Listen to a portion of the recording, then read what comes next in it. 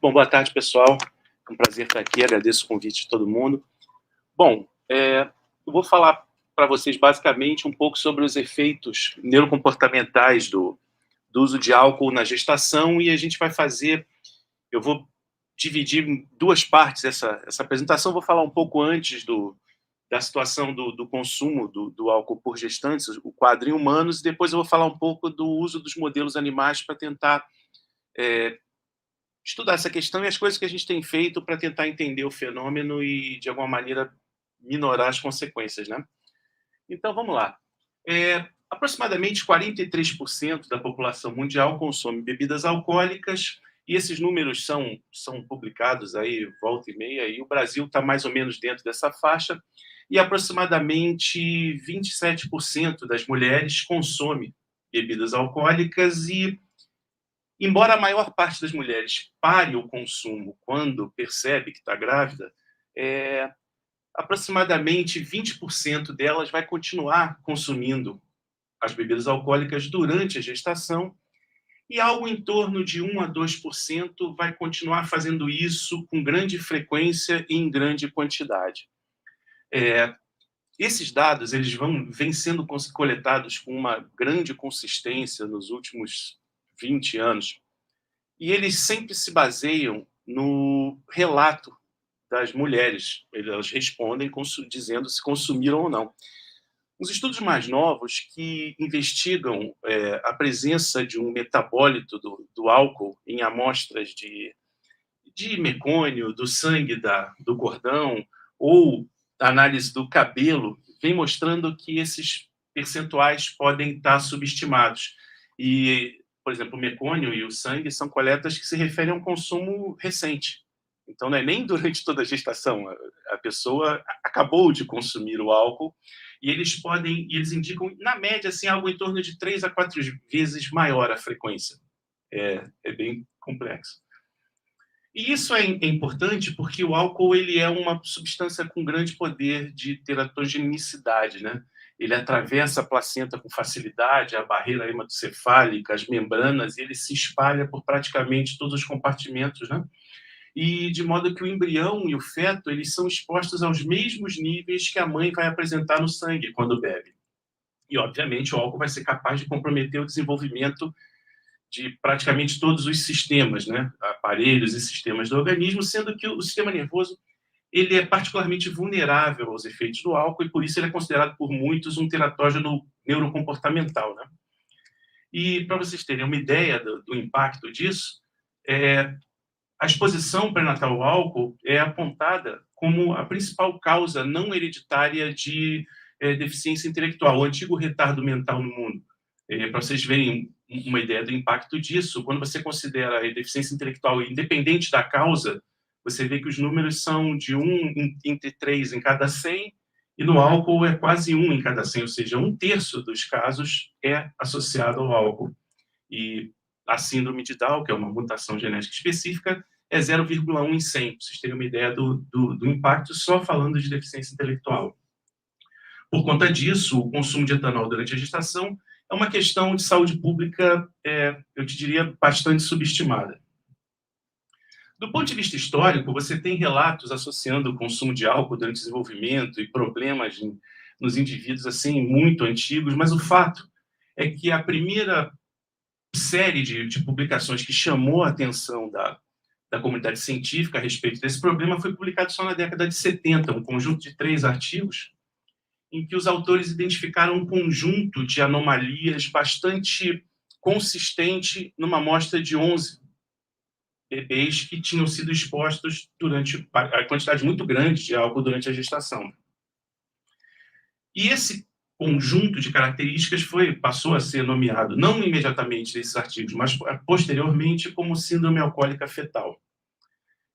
A síndrome alcoólica fetal é um distúrbio reconhecido que envolve 3 características. Assim.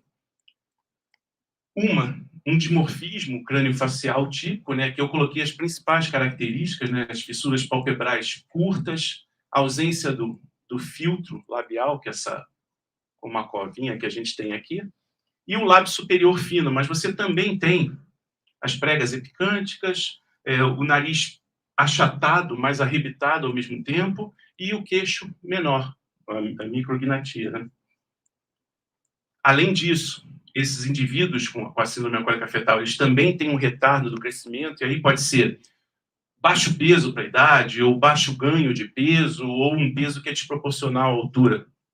Qualquer uma dessas três coisas, e uma disfunção do sistema nervoso central, que classicamente é a deficiência intelectual, mas pode ser também microcefalia, alterações cerebelares, perda auditiva, incoordenação motora e quase sempre distúrbios de sono também. As crianças acordam muito, têm um sono muito picotado, e essa foto ficou famosa, foi publicada no New York Times. Aqui você tem, vocês têm uma ideia do impacto, né? Aqui você tem o cérebro de uma criança normal e aqui uma criança com FAS, com síndrome alcoólica, que não conseguiu resistir. Isso aqui acho que é em torno de 1 ano, 2, eu não me lembro exatamente a idade.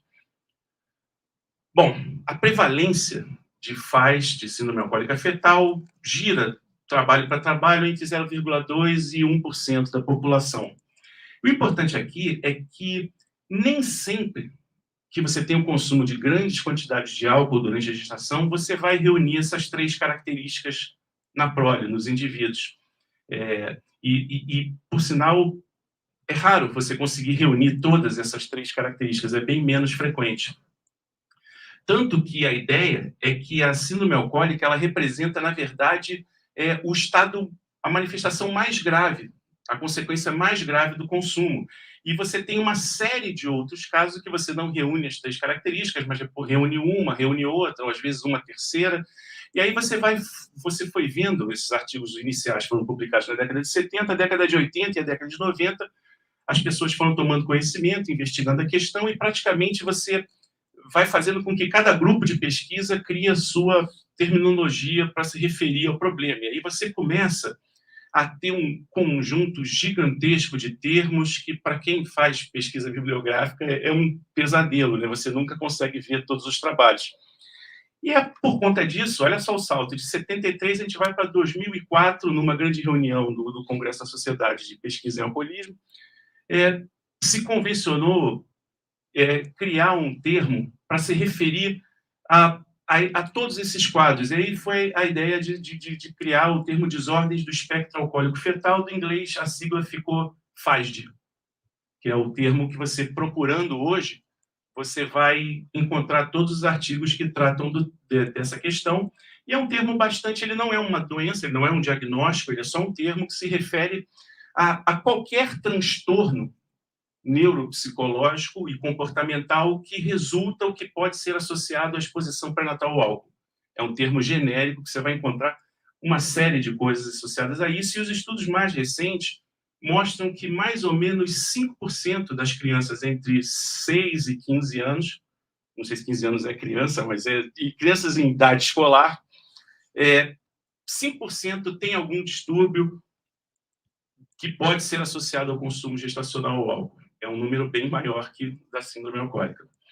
Mas, para vocês terem uma ideia, 20% das mães consomem álcool, ou seja, nem todas vão ter algum transtorno identificado, mas certamente é muito maior do que aquelas que bebem pesadamente, ou seja, você não precisa beber muito para ter algum problema, e nem sempre que você bebe pouco você vai ter algum problema, é alguma coisa entre uma situação e outra. Bom, aqui é um resumo, né, bastante esquemático das consequências, quais são, enfim, as consequências neurocomportamentais da exposição ao álcool. E a gente tem um quadro aqui à esquerda de alterações estruturais e da direita, alterações comportamentais. Do ponto de vista estrutural, você tem a redução do tamanho geral do cérebro e uma série de anomalias específicas mais concentradas em algumas regiões. Cerebelo, gânglios da base, córtex frontal, hipocampo, corpo caloso. E os neurocomportamentais, você tem também um espectro bastante variado, que vai desde os transtornos de atenção, hiperatividade, déficit de aprendizado e memória, distúrbio de sono, transtorno de ansiedade, comportamentos do espectro autista. E desse tudo, talvez os dois primeiros aqui que estão marcados, os transtornos de atenção e os déficits de aprendizado e memória, são talvez os distúrbios mais frequentemente relatados, e que geralmente acontecem em comorbidade, acontecem as duas coisas juntas. Mas podem, inclusive acontecer outros fenômenos desses distúrbios de sono também estão presentes junto com os outros dois. Bom, mais recentemente, você, além da síndrome alcoólica, e que é um transtorno, e a FASD, que é um termo genérico para se referir à consequência do álcool, esse último DSM saiu uma tentativa, que é um guia, né, para orientar o diagnóstico psiquiátrico. Eles lançaram a desordem neurocomportamental associada com a exposição, para o nome é ruim, né? Com a exposição pré-natal ao álcool. Mas o que é isso? É uma tentativa de você provavelmente ver se vai além daqueles casos mais graves. E aí você tem que ter 2 pontos. 1, a evidência de consumo de bebida alcoólica durante a gestação, e 2, algum comprometimento do sistema nervoso central, que eles agrupam em 3 grandes áreas, né? Cognição, basicamente, aprendizado e memória, distúrbio. Autocontrole, basicamente, impulsividade, atenção. E o funcionamento adaptativo, que é mais ligado à sociabilidade e coordenação motora. Então, dentro dessas 3 grandes, digamos assim, tipos de distúrbio, você pegando um aqui com esse consumo, você já entra nesse quadro.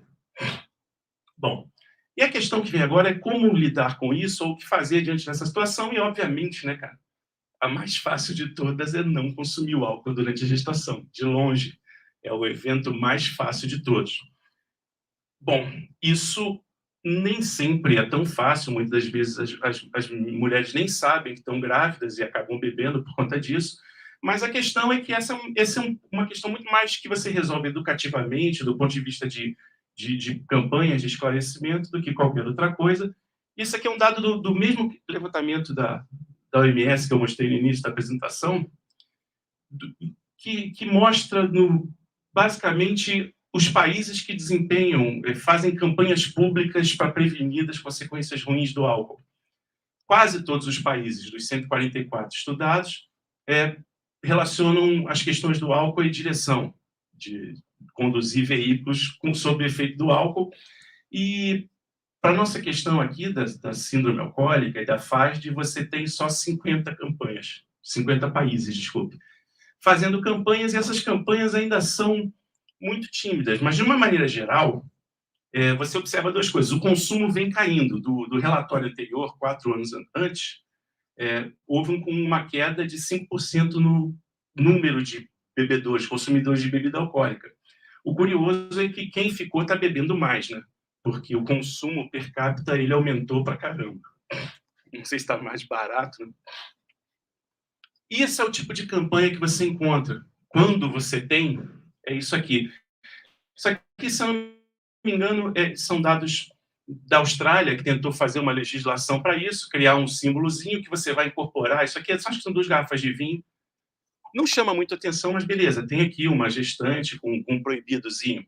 Mas existe uma certa resistência, que é uma coisa curiosa. A primeira legenda para o símbolo era isso aqui, ó, é mais seguro não beber enquanto você está grávida. Tipo, é mais seguro não beber, é quase o Ciro dando apoio para o Lula, né? É um apoio, assim, bem pouco firme. E já mudou, a pressão aconteceu, e você tem agora uma coisa, tudo bem, qualquer quantidade de álcool pode causar prejuízo para o bebê, mas o que a gente tem para hoje é isso aqui, é o que tem acontecido. Ainda do ponto de vista de divulgação, ainda é muito fraco. Bom, e aí vem o ponto 2, beleza. Se eu conseguisse fazer com que ninguém mais bebesse durante a gestação, eu não teria mais nenhum problema.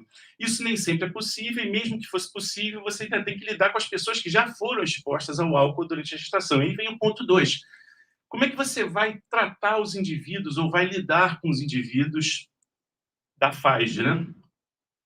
Bom, primeira coisa, não existe um tratamento ou cura para isso, efetivo. Muito pouca gente estudando, muito pouca gente mesmo. Você vai nos congressos, os nacionais não existem, né? Mas os internacionais é aquela meia dúzia de pessoas de sempre. São pouquíssima gente estudando. O próprio congresso do álcool são geralmente 3, 4 dias, e 3 dias são ligados à dependência. O pessoal da FASD tinha uma manhã, o último teve uma manhã e uma tarde, foi uma grande vitória, porque tinha assunto para um dia inteiro. Muito pouco. E por conta dessas duas coisas, os mecanismos envolvidos com a manifestação desses transtornos, o conhecimento sobre eles avança muito pouco. E essa é a questão que a gente tem tentado focar nos últimos anos, que é o uso de modelos animais para tentar entender como esses transtornos são gerados, para, obviamente, você tentar dar um jeito de ver o que você pode fazer para consertar ou minorar os efeitos. Bom, do ponto de vista de modelo animal, basicamente, tudo quanto é bicho possível de criar num laboratório já foi usado para testar os efeitos do álcool, mas, de longe, os mais usados são ratos e camundongos, e, de uma maneira geral, você tem uma boa consistência dos resultados que você encontra com o que você vê em humanos, né? Embora sejam mamíferos bem distantes de nós, os resultados são bastante semelhantes. E a pesquisa em roedores, ela traz algumas coisas que são legais para o entendimento da FASD, e talvez eu acho que as duas coisas mais interessantes sejam que a dose, a quantidade de algo que a pessoa toma e o momento da gestação em que ele faz o consumo são fundamentais para entender as consequências. Vou dar um exemplo aqui. Esse é um estudo, ele é da década de 80, ele é bem antigo até, mas ele é legal porque ele mostra que aquelas alterações crâniofaciais que você encontra na FASD, na síndrome alcoólica, elas são conseguidas em camundongos com uma única dose. Sabe aquela ideia de você ter que ser um alcoólatra e beber durante toda a gestação pesadamente? Não funciona muito bem, porque com uma única exposição em G7, né, isso aqui é um animal, foi depois que está quase nascendo, você faz a imagem, mas você fez a exposição no 7º dia gestacional do camundongo, o que dá alguma coisa assim, tipo quarta semana, algum momento da quarta semana. E o animal apresenta as pálpebras curtas, apresenta microencefalia, apresenta a ausência do filtro labial, que eles têm também, né? Aqui não é um suco, não é uma cordinha, você não vê nele. E esses animais também têm outras coisas, além disso. Além da face mal formada, eles também têm uma fusão aqui da parte anterior.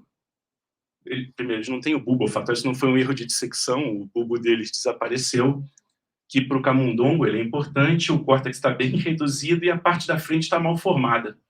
E, além disso, a figura está meio ruim, mas essas setas chamam atenção para neurônios que estão em lugares onde eles não deveriam estar, são chamadas ectopias.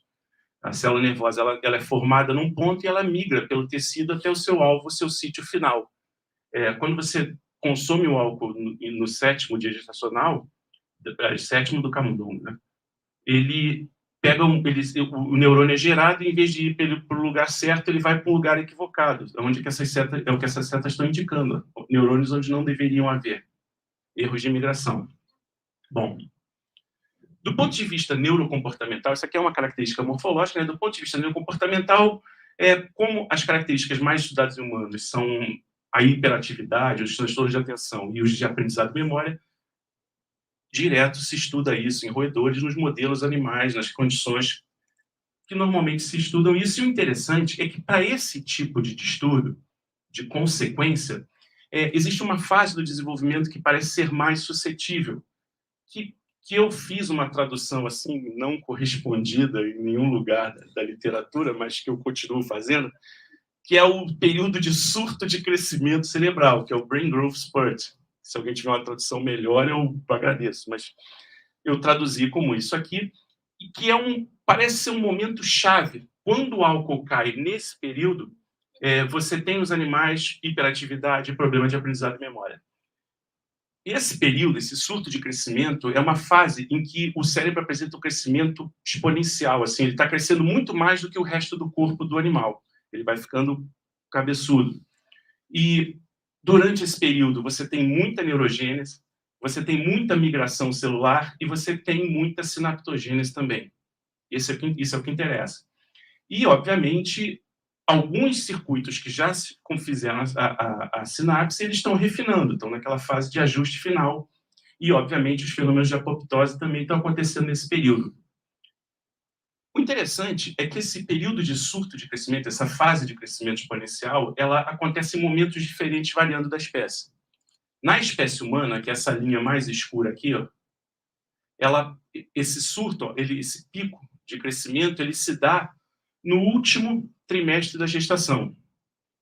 Em rato e camundongo, essa curva, esse crescimento, ele se dá pós-natalmente, durante mais ou menos os 10 primeiros dias. Então, qual é a correspondência?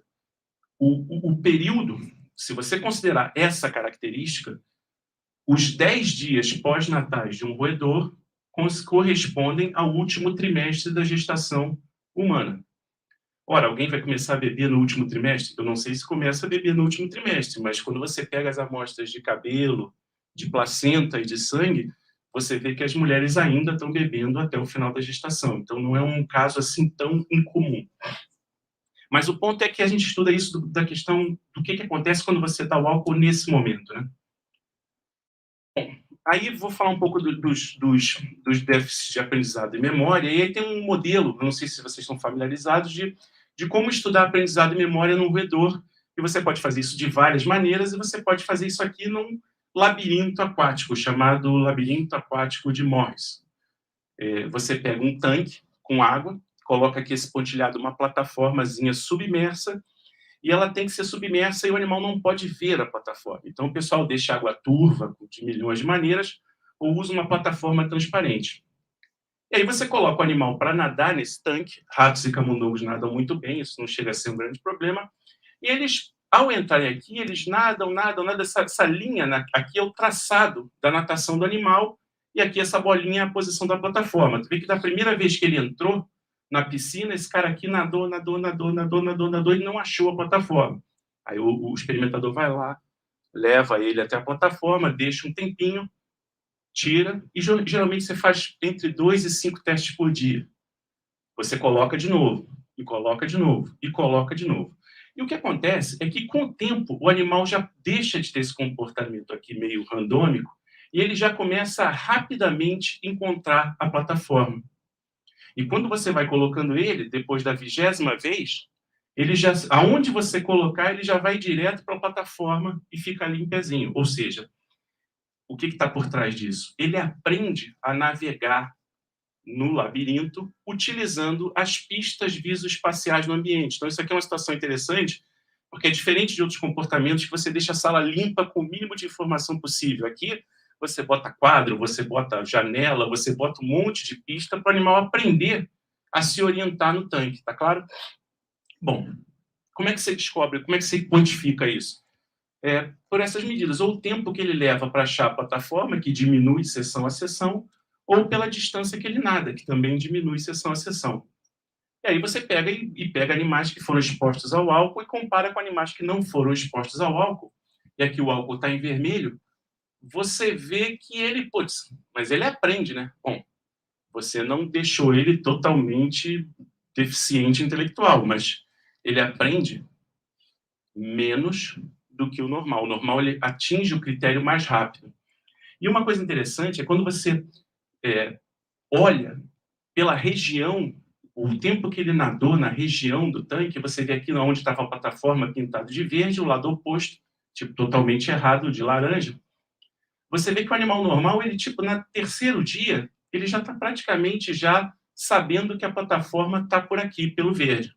E ele fica quase que o tempo todo aqui. O animal do álcool, ele acaba sacando isso, mas ele leva muito mais tempo para formar o mapa visoespacial. Ou seja, aquele desempenho dele no início era porque ele sacou que em algum ponto tinha uma plataforma. Ele nadava rápido para achar, mas ele não estava sabendo ainda direito em que posição da sala ela estava. Ele estava usando uma pista tipo da distância da parede. Isso é só um detalhe, né? Mas dá para ver que está bem diferente. O outro teste, que é o teste de atividade locomotora, ele é bem decepcionante porque ele é muito simples, né? Consiste em você colocar o animal numa caixa qualquer que ele consiga andar. Você divide ela com os quadrantes e você conta o número de quadrados que ele anda, ou você usa um software para medir a distância, tem várias maneiras de fazer isso. E o que você vê é que o animal que tomou o álcool também naquele período de surto, ele é mais ativo, ele anda mais que o animal que não foi exposto. E o legal é que isso no início do teste não é muito fácil de ver, é mais comum depois que o tempo vai passando, tipo o animal azul da salina, o controle, ele vai perdendo o interesse por andar e o álcool continua lá agitando e andando pra caramba. Bom, isso aqui é um detalhe, isso é irrespectivo do tamanho da ninhada, era uma dúvida que eu tinha um tempo atrás. Tanto faz se o animal é de uma ninhada pequena, com maior oferta nutricional durante o desenvolvimento, ou de uma ninhada grande, com menor, o animal exposto ao álcool, que é o verde, ele está sempre hiperativo, independente do tamanho da ninhada, é um detalhe.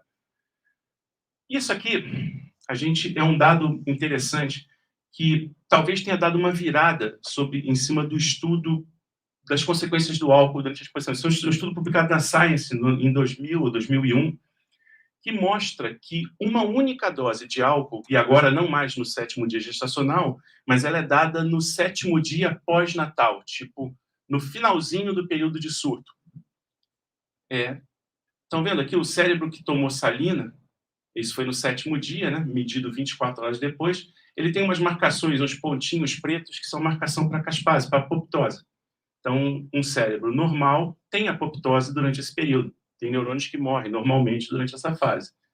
Só que quando ele toma uma única dose de álcool, tem apoptose pra caramba. O estimado, para essa região aqui é o córtex cingulado, mas ela morre bem, mas na média você tem 40% de morte para uma única dose nessa idade, se você não considerar a região. Interessante é que depois ele publicou um outro trabalho mostrando que 72 horas após, além de você ter matado mais célula, isso aqui é um outro estudo, o cérebro, o córtex já está mais fino. Você perde célula e ele fica menor. E tem gente E aí foi impactante, né? Porque até então esse dado era uma novidade. Não se sabe, se pensava o contrário, se pensava que morria o neurônio quando você bebia álcool adulto. E não morre, né? Você vai ter período de desenvolvimento, esse aí você aumenta pra caramba a morte. E aí começou um artigo na Science, né, cara? Todo mundo foi na cola e começou a mostrar que basicamente tudo de ruim que o álcool fazia era proveniente desse aumento da morte neuronal. O animal ficava com menos neurônio, menos cérebro, e por conta disso ele tinha todos os transtornos. E é engraçado porque isso foi publicado em 2000, mas antes disso já se sabia que o álcool causava erros de migração, que não tem nada a ver com o neurônio estar morto ou não, ele só escolhe caminhos errados. Provocava transcrição anormal, mas isso pode expandir para qualquer expressão gênica dele estar bagunçada.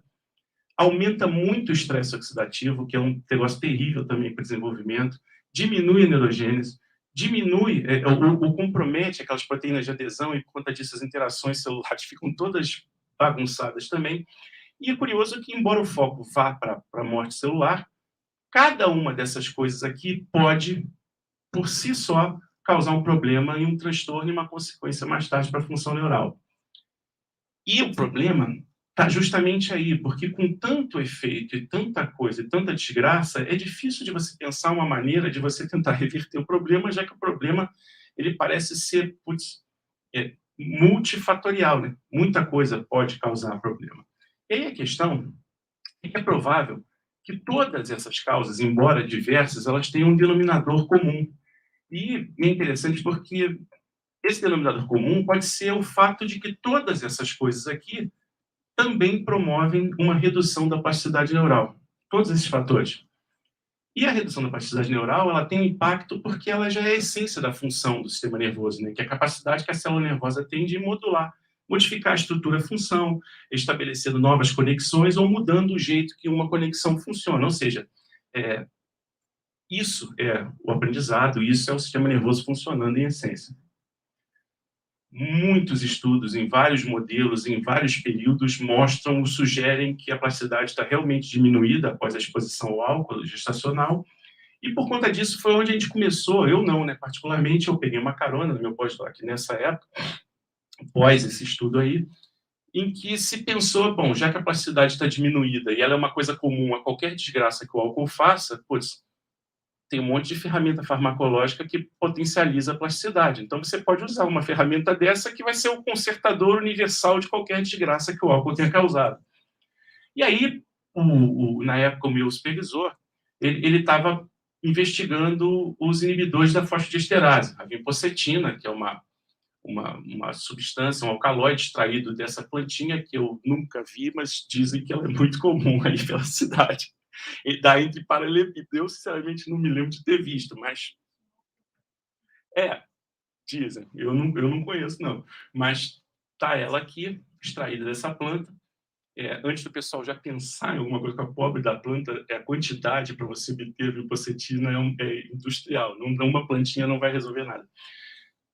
Bom, e aí a ideia, só para dar um norte, isso aqui é meio enrolado, mas por que um inibidor de fosfodiesterase é interessante para potencializar a plasticidade? Porque essa fosfodiesterase, essa enzima que é inibida pela vipocetina, ela participa das cascatas de sinalização da neurotransmissão comum. A neurotransmissão mediada por glutamato, por exemplo, ela vai promover um aumento do AMP cíclico ou do GMP cíclico. E o que acontece? O GMP cíclico, o AMP cíclico, tem o potencial de estimular a plasticidade e a incorporação de novos receptores da membrana, ou seja, a neurotransmissão por si só aumenta a plasticidade, aumenta a capacidade funcional da célula. A fosfodiesterase, ela faz um contraponto. Ela pega o GMP cíclico e o AMP cíclico formado, hidrolisa eles e converte de novo em AMP ou GMP, o que não é muito importante para estimular a plasticidade. É um ciclo normal, um balanço, em que você, para realmente conseguir estimular esses genes e os receptores, você precisa de uma carga de atividade grande. Só que o que a gente pensou? Se você der bloquear a enzima, você desequilibra essa reação e aí você faz naturalmente um acúmulo. Qualquer atividade já vai acumular o GMP cíclico e o AMP cíclico. E por conta disso, você vai potencializar toda a cascata de sinalização e a sinapse vai dar uma bela de uma aditivada. Bom, eu não marquei o tempo, né? Esqueci. Trouxe tanta coisa. Beleza. Então, isso aqui foi o primeiro estudo que testou a vinpocetina no modelo de plasticidade. É um modelo de plasticidade complicado, mas vou tentar aqui mostrar para vocês. Isso aqui ele tem a ver com o fenômeno das colunas de dominância ocular. É a plasticidade das colunas de dominância ocular. Fundamentalmente, as fibras que vêm do olho esquerdo e do olho direito, elas projetam para o tálamo e do tálamo vão para o córtex visual primário e elas não ficam embaralhadas, bagunçadas. Elas ficam arrumadas na camada 4 em colunas. Estão vendo aqui o colorido? As fibras do olho azul ficam num pacote, as do olho esquerdo, do olho azul, do olho direito, do olho esquerdo, do olho direito, do olho esquerdo, elas ficam agrupadas em colunas. Bom, se você, durante um período crítico do desenvolvimento, pós abertura dos olhos, desse bicho aqui, o furão, você fechar um dos olhos, o olho que ficou inativo ou fechado, ele basicamente some do córtex visual. Essa é a plasticidade. O olho que está ativo controla o território do córtex visual. Se você fechar um, ele vai embora.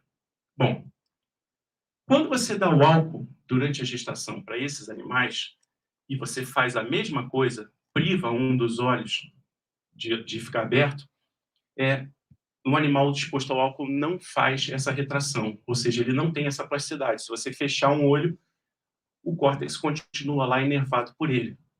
O que parece uma coisa boa, mas não é, porque na verdade você ocupa um espaço enorme do córtex sem atividade nenhuma, né? Então não é um fenômeno assim, funcionalmente tão legal. A ideia aqui é justamente você deixar o córtex ser ocupado por quem está funcionando. Se você der a vinpocetina, inibir a fosfodiesterase durante esse período de privação, você resgata a plasticidade dos animais do álcool.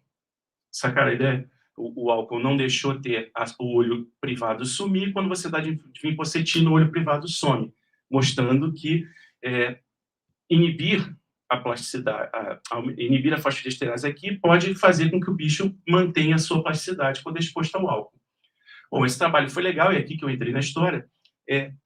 A fosfodiesterase ela tem vários subtipos, né? E tem dois que interessam, que são o tipo 1A e o tipo 1B, que estão expressos, o A, fundamentalmente no córtex hipocampo, e o B, fundamentalmente no estriato e núcleo accumbente. Em outros lugares também, mas nas áreas eu estou chamando aqui porque eu fui estudar. E o álcool afeta essas duas regiões e provavelmente esses efeitos aqui são associados ao déficit de memória E esses efeitos aqui são associados aos sintomas de hiperatividade locomotora que eu estava falando. Então, a ideia foi, bom, será que a vinpocetina vai funcionar nisso? Repara que não é um efeito... Aqui no déficit de memória aprendizado, sim, mas aqui não é diretamente ligado à plasticidade, né? Eu só estou restaurando a plasticidade durante um momento. E aí a gente testou o aprendizado de memória em ratos, né? Eu dei o álcool durante o período de surto, né? Primeira semana pós-natal, e a gente testou o Morris, o labirinto aquático, mais tarde, bem depois do insulto. E o que a gente vê é o seguinte: os animais de controle, o azul, ele aprende a localizar a plataforma sem maiores problemas. O animal do álcool, ele, tudo bem, aquilo que eu falei, ele não fica totalmente deficiente, né? Mas ele não aprende tão legal, ele fica mais lento em encontrar a plataforma que o controle. Os animais que a gente deu a vinpocetina antes do teste, ele consegue aprender numa boa, mostrando que ela tinha o potencial de restaurar o aprendizado e memória dos animais.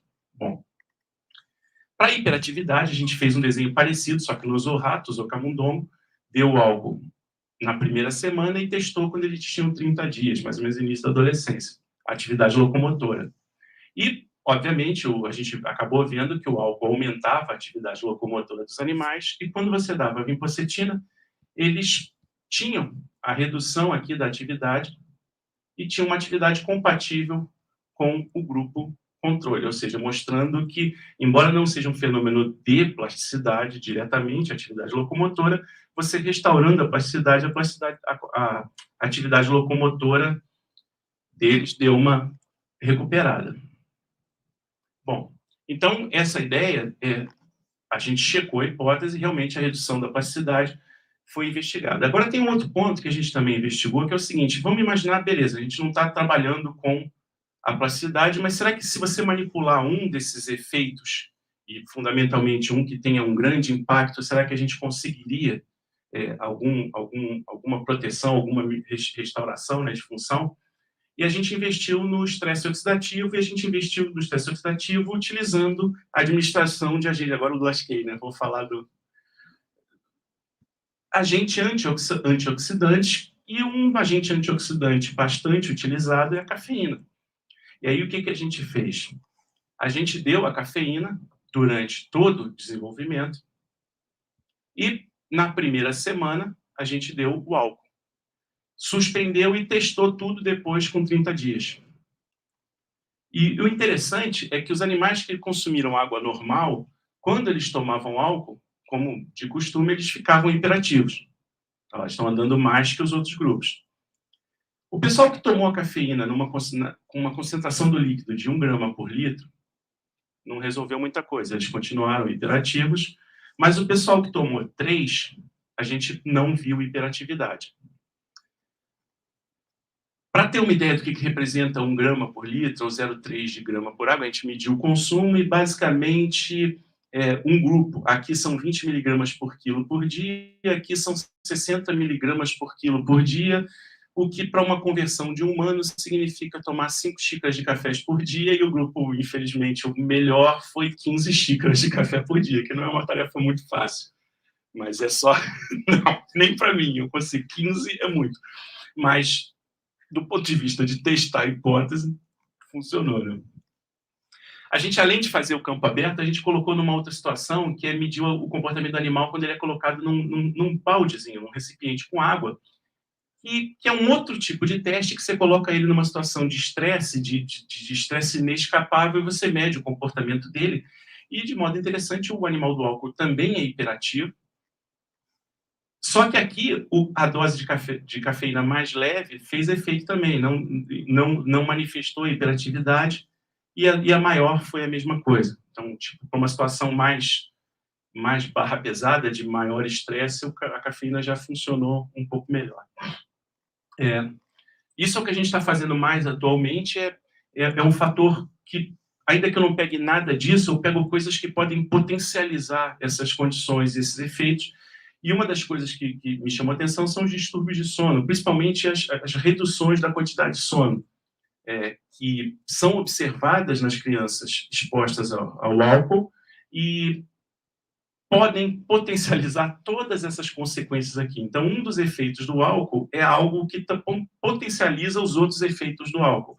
Então, a nossa ideia foi investigar se isso traria alguma consequência a mais para quem tomou o álcool. E aí, o que a gente fez? A gente deu álcool naquele período do surto de crescimento e privou os animais de sono, mais ou menos numa idade juvenil, que quase toda criança dorme direito, né, cara? Entre os 12, 14 anos, dorme cedo, dorme a beça, né?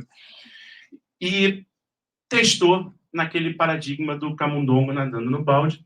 E uma coisa interessante é que, de fato, a privação de sono, cara, em idade juvenil, quase que uma semana depois, 10 dias depois, e que em tese o animal já estaria dormindo direito,